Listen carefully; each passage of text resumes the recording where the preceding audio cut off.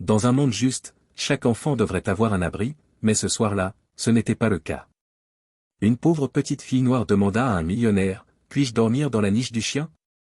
Ce qu'il fit ensuite choqua tout le monde. La pluie tombait en nappes sans fin, trempant tout ce qu'elle touchait, froide, impitoyable, implacable. Au milieu de tout cela, une petite fille se tenait seule. Elle ne devait pas avoir plus de 6 ans. Sa peau était détrempée. Sa fine robe crème collait à son frêle corps. Ses tresses s'étaient défaites, laissant des mèches humides collées à son visage. Ses bras étaient croisés fermement sur sa poitrine, non par défi, mais pour se protéger du froid. Elle s'appelait Zina, et elle avait marché pendant des kilomètres.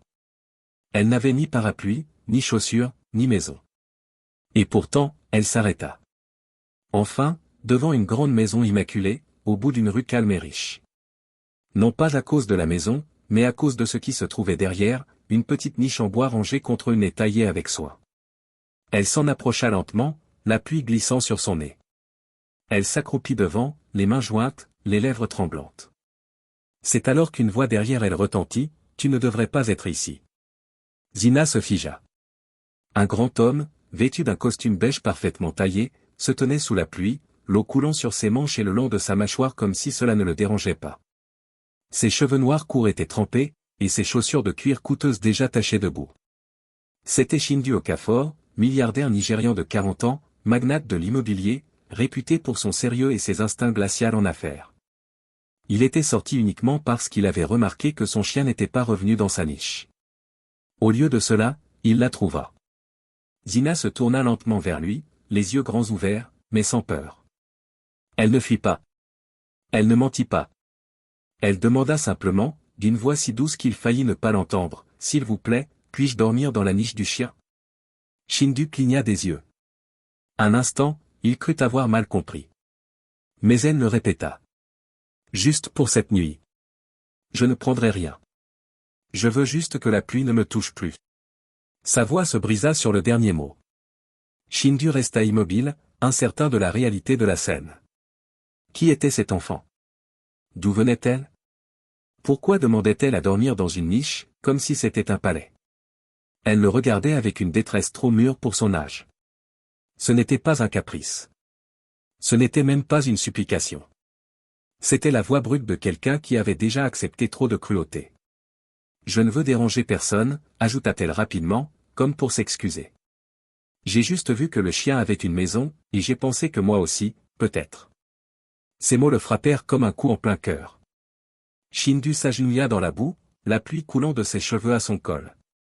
Il plongea son regard dans le sien, des yeux qui auraient dû briller de joie et d'innocence, non de survie et de regret. « Où sont tes parents ?» demanda-t-il. Elle baissa les yeux. « Ma maman est morte. Mon oncle, il a dit que je prenais trop de place. Il m'a laissé à une station-service. » Un frisson plus glacial que la tempête le traversa. Shindu avait vécu entouré d'or et de béton, d'affaires et d'hommes au sourire trop parfait pour être sincère. Mais cet enfant dans la pluie, c'était du vrai, ce genre de vérité qu'on ne peut ignorer. « As-tu mangé ?» demanda-t-il encore. Elle secoua la tête. « Pas depuis hier. » Il hésita. Son esprit se remplit de 1000 questions. Était-ce un piège? Quelqu'un observait-il? L'affaire entrée causerait-il des ennuis? Plus rien ne comptait, car cet enfant venait de demander à dormir dans une niche. Shindu regarda par-dessus son épaule. Son Golden Retriever était installé à l'abri, au sec. Derrière eux, sa maison valant des millions se dressait, baignée de chaleur et de lumière. Et pourtant, il était là, à genoux dans la boue, auprès d'une enfant qui demandait moins qu'un chien. « Je resterai seulement cette nuit », murmura-t-elle. « Je partirai demain. » Quelque chose se brisa en lui. Il se releva lentement, tendit la main. Zina hésita, la fixant comme si elle était trop belle pour être réelle. Puis, doucement, elle posa sa petite main glacée dans la sienne. Il ne dit pas un mot. Il la souleva, la serra contre lui, et marcha vers la maison. Boue, pluie, tout. Derrière eux, le chien aboya une fois, et la niche resta vide. Shindu Okafor ne dit rien en portant la fillette dans son manoir. Le personnel resta bouche bée. Le majordome, la gouvernante, même le chef, tous le regardèrent, stupéfaits, tandis que leur employeur, si puissant et impeccable, entrait sur le marbre, serrant dans ses bras une petite fille noire trempée, ses pieds nus et boueux laissant des traces sur le carrelage importé. Apportez des serviettes, vite, et de la soupe chaude, maintenant, lança-t-il d'une voix ferme. Ils se dispersèrent. Zina s'agrippa à son épaule, grelottant contre sa poitrine. Elle observa le vaste hall, au-delà du lustre doré, de l'escalier majestueux et du marbre si propre qu'il brillait presque. Ses lèvres tremblaient. Est-ce que c'est à ça que ressemble le paradis? Shindu marqua une pause. Il baissa les yeux vers l'enfant, clignant lentement. Cette simple question brisa quelque chose en lui. Non, répondit-il doucement, mais ça le sera, ce soir. On enveloppa Zina dans d'épaisses couvertures. Le chef apporta de la soupe, du pain grillé et un chocolat chaud. Elle but prudemment, les mains tremblantes. Personne ne posa de questions, il regardait seulement.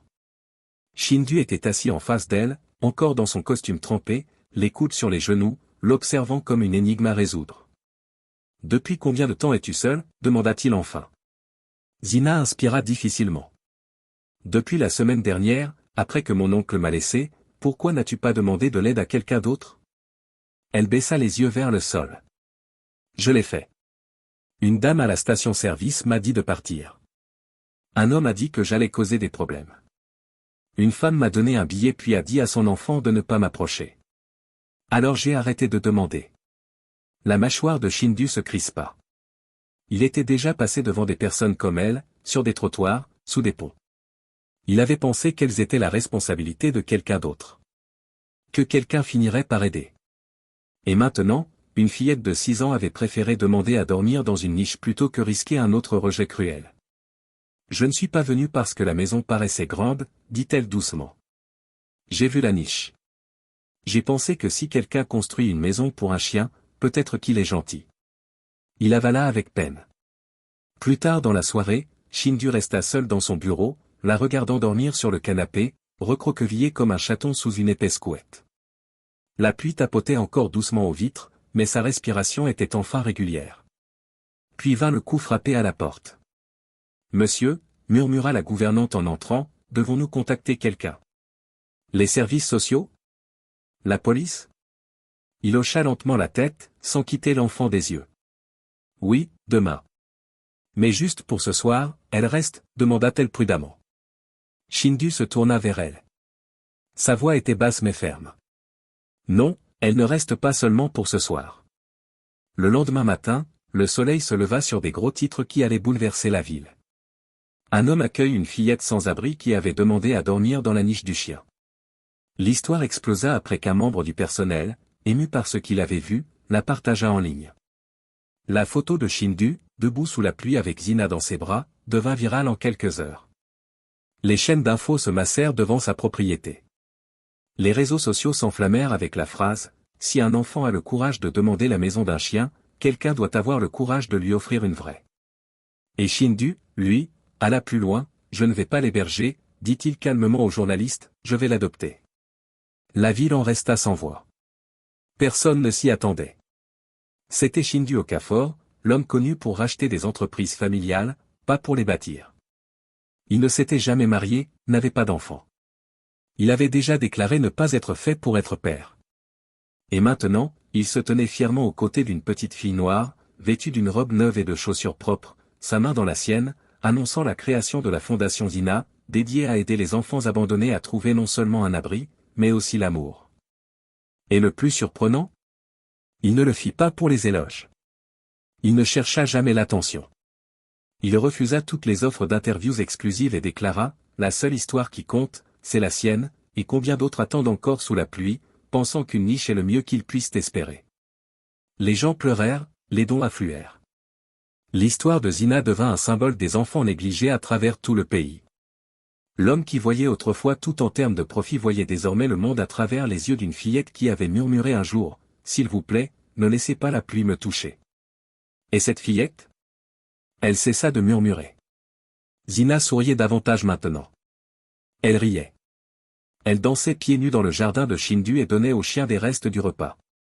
Elle l'appela « Papa » en moins d'une semaine. Car la chose la plus inattendue se produisit, il le devint, et tout le monde autour d'eux changea. Son personnel, la ville, et même le monde ne furent plus jamais les mêmes. Si vous avez aimé cette histoire, n'oubliez pas de lui donner un pouce bleu et de vous abonner pour plus de récits émouvants, dramatiques et inattendus. Et dites-nous en commentaire, de quel endroit du monde nous regardez-vous? Nous aimons avoir de vos nouvelles. D'ici là, restez bons, restez curieux, et continuez de regarder.